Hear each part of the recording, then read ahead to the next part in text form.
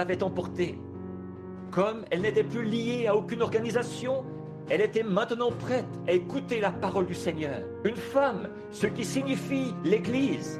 Une veuve dont le mari, l'organisation était mort. Et elle-même, c'était tout juste si elle était encore en vie pour cette elle. Et Dieu a dit, va vers elle maintenant, elle va t'écouter. Je le lui ai ordonné. Oh, parfois nous considérons, vous qui êtes un petit groupe, qui êtes si fidèles et qui faites tout ce que vous pouvez pour tenir des réunions, pour essayer de montrer aux gens que votre cœur est droit et que vous désirez qu'ils se mettent en ordre. Vous considérez que vous avez beaucoup de difficultés. Mais souvenez-vous, Dieu veille sur vous. Vous l'aimez. Je sais que vous l'aimez. Sinon, vous ne seriez pas assis ici. Vous n'assisteriez pas à quelque chose comme ceci. Dieu veille sur vous. Oui, et à ce moment-là, comme son mari était mort, que son organisation était morte, alors elle était maintenant prête à écouter la parole du prophète. Alors, quand le prophète est arrivé à la porte et qu'il lui a demandé un peu d'eau, elle est allée lui en chercher. Ensuite, il a dit, apporte-moi une mesure de farine.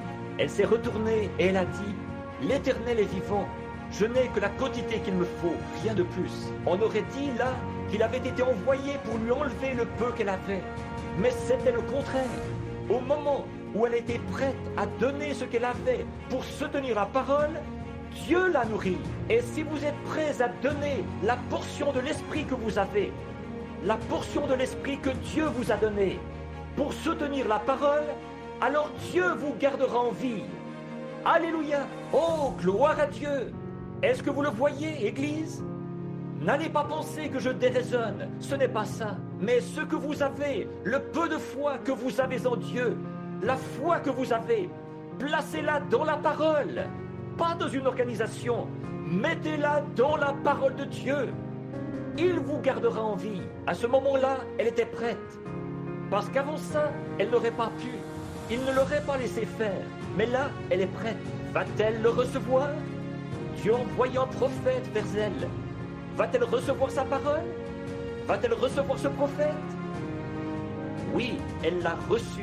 Et il a dit, maintenant, le peu de vie que tu as, place-le ici, apporte-le-moi premièrement. Et qu'est-ce qui s'est produit?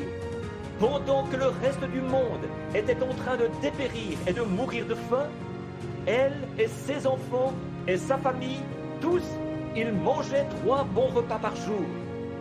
La révélation divine de la parole. J'espère que vous le voyez, mon ami. Qu'est-ce qui s'est passé? Il est resté là jusqu'à ce que la famine soit terminée.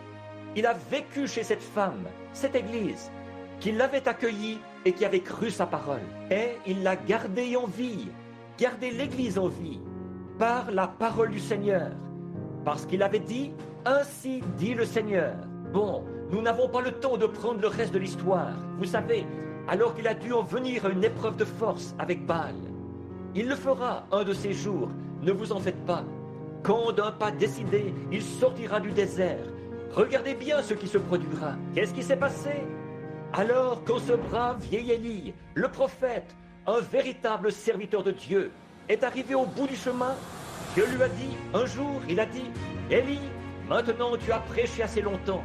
Tu as combattu Jézabel et tout son peinturlurage et toutes ces choses, à tel point que tu en as assez de tout ça. Il a dit, viens au Jourdain. Et il y va, il descend au Jourdain.